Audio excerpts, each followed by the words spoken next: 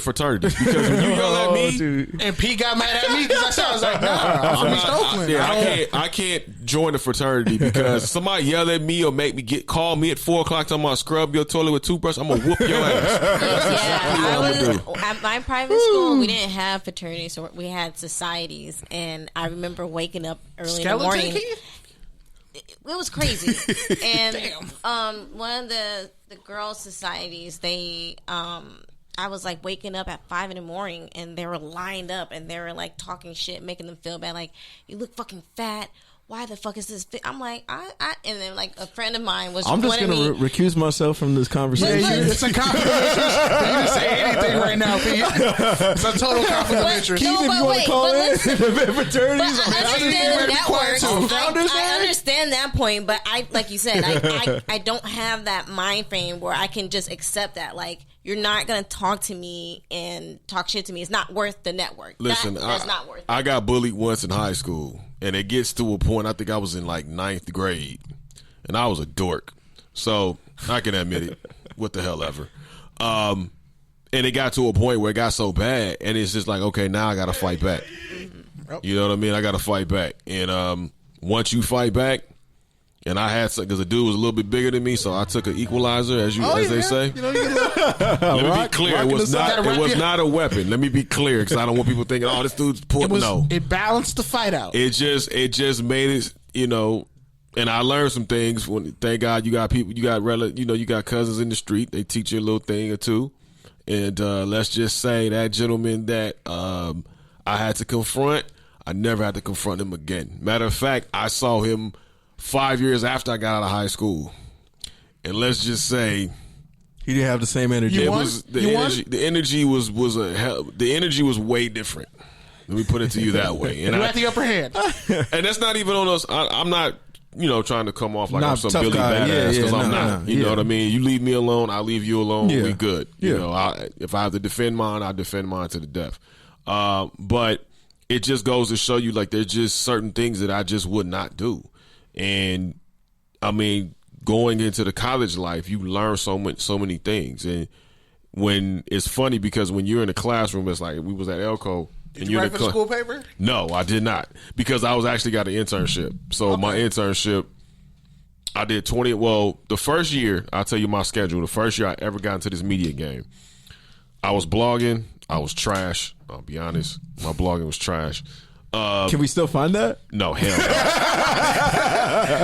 If TMZ couldn't find it, damn sure y'all ain't gonna find it. I made sure of that. But I learned something from that, and I used to tell it to. I told it to a lot of students that when I've gone to various schools and had the pleasure of speaking to. Yeah. I used to tell them, I said, "Look, man, I sucked, but I couldn't have gotten better if I didn't suck."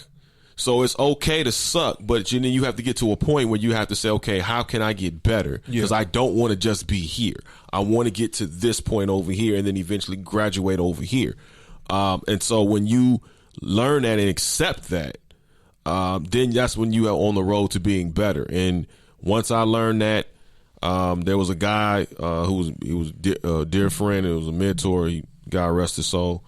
Eric Wade, he brought me in. We found each other on Facebook. And he saw someone. He said, "But look, man, I can help you. I can't guarantee you the world, but I've been doing this for quite a while. So whatever I have is yours. Just make sure you show up and stay connected." That was his main point. Stay connected. That's all you can ask for. And show up, right? And then that's when I went back to school. So that first year I was in school, I interned 21 hours a week. I worked 15 to 17 hours a week, and then I was covering events on my own. So I had no life for the first 13 months of that time. I had no life. People I hadn't seen in a while, I wasn't seeing them. Yeah. This was right around the time when Twitter started to kind of bubble and elevate. It was like 2009. Yeah, everybody was like, "Yeah, Twitter account." Right. I didn't get one until honestly 2000. I was on 11. And remember, that's when they had 140 characters. So you had to cut your stuff off, and you couldn't send video. This was only photos. You could tweet a link. Right, link. But that was about it. And you had to make sure that title counted, whatever you said. Yeah, and that link counted as characters. It did. Which was shady. Yeah, so basically, if you had a long link, it cut down your character. So you had to really be creative and getting your message But I liked across. it better that way, honestly. Because now people be going on too much, and it's diatribes. Might as well just write a blog. Like at this point, Literally. But you know what? That's the best way to write a blog is on social media because the Storify. Yeah.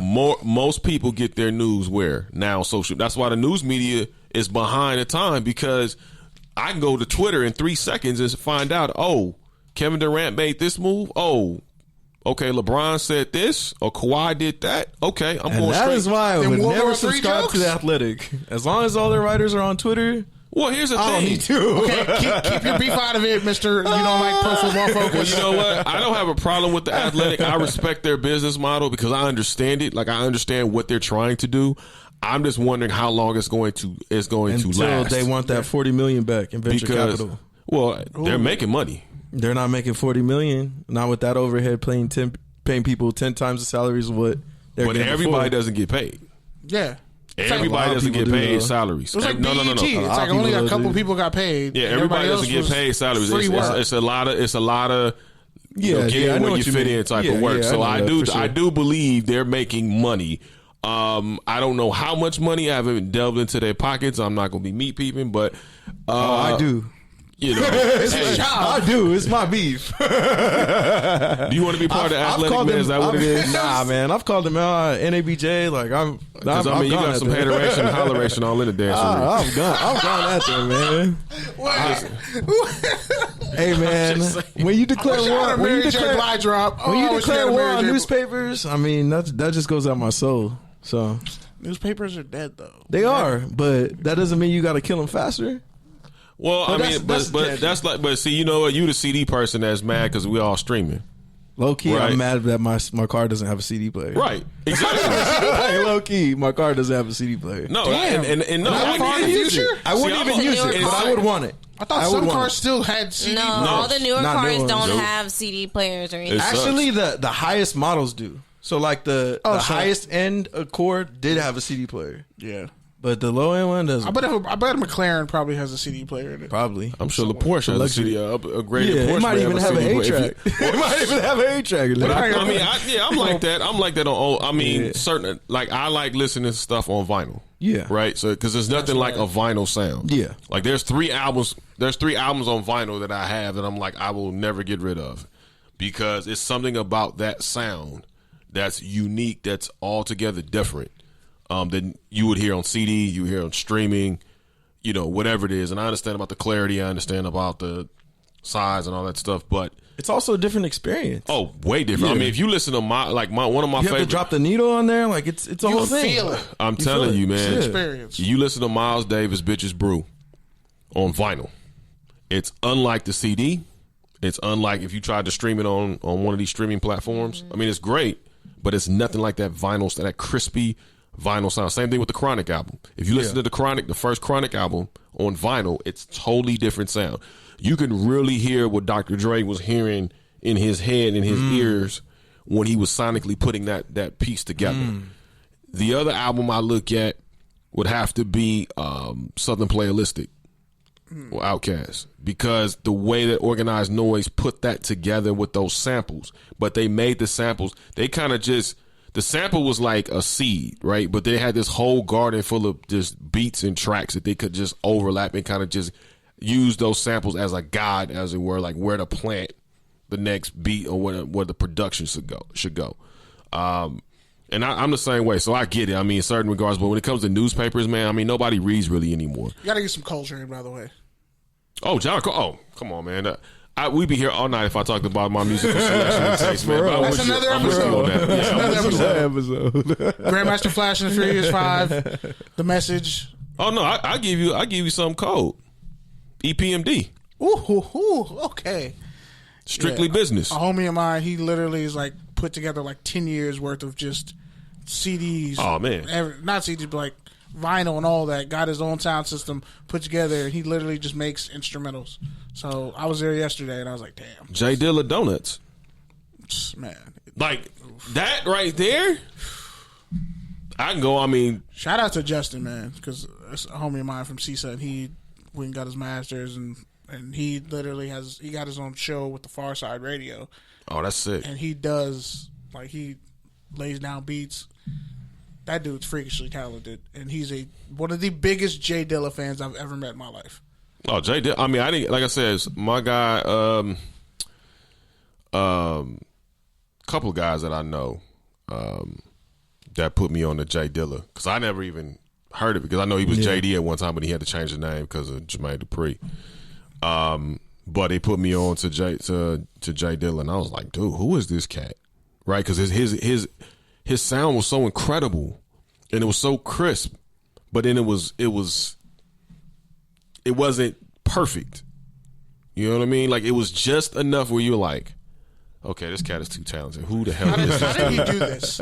Right. And why can't it be replicated? Right. Like my man Willie B. Shout out to my man Willie B. He was do a lot of stuff with TDE.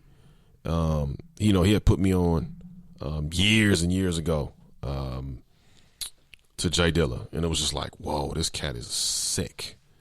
It's a lot of producers out there that we just don't get a chance to listen to and really pay attention. I said not listen to, but pay attention to, like Q-Tip. It's because, like you said, we're moving at the speed of light. Yeah, I mean, there's a lot of producers. I mean, when you look at Q-Tip, when you look at Redman, when you look at Rockwaller, when you look at producers that have really put their foot in the game. There's a lot of people out there that I look at. I mean, to me, Quick still doesn't get his just due. Oh no, definitely not. And he's a musician. He's not just a producer. Like, Quick is a musician. Yeah. I mean, we know what Dr. Dre has put out there. I mean, hands down, Dr. Dre is the GOAT. But I mean, even just for what he's done for the West Coast, Quick doesn't even really. They still throw shit at him for his rapping, but it's like. But Quick can rap. To the beat? Yeah. Like, did you listen to the whole here's thing? the thing with Quick. I don't understand how you can not respect Quick's rapping. We had one of the probably top 3 all-time diss tracks in hip-hop history. Probably top 4 in all hip-hop history with dollars and cents. EIHT, or should I continue? Yeah, you left out the G because the G ain't in you. Bar. Who the hell Cats I went to high school with who hate. They like, this one dude I know, he hates. He ended 8. He ended 8 right there. Because how many times have we seen MCA? And no disrespect to MCA, because I think he's dope too. But when you heard that line, it was over. And then people started really thinking like, wait, he just said that EIH. Wait, hold on. Let me write this down. That's it. It's over. I mean, people don't give dollars and cents the same type of love that you would give No Vaseline and Hit 'Em Up. They never will. But dollars and cents is just as potent as Hit 'Em Up and No Vaseline. I think No Vaseline to me is the all-time best hip-hop diss record. Yeah, it makes Ether look like it broke. What's on a tangent, but when are you in PG doing the music podcast? Man, I've been. Hey, listen, PG, you gotta talk to PG about that one, man. We gotta get this going. You gotta talk to PG about that one. I mean, I got other projects that I'm working on too. So I mean, I'm working on like 2 or 3 more projects right now. It's a great combo right here. No, it is. I mean, we ain't talking about no NFL. But we ain't even talking about. But you know what's funny? I mean, a lot of but if you go to a lot of NFL locker rooms, I mean, you pretty much check who's playing. Yeah. Right? I mean, a lot of this new rap I'm not into. I won't lie. I mean, there's certain guys I'm into, and there's certain guys that sounds all the same. It sounds like a bunch of noise. How you feel about Thugger?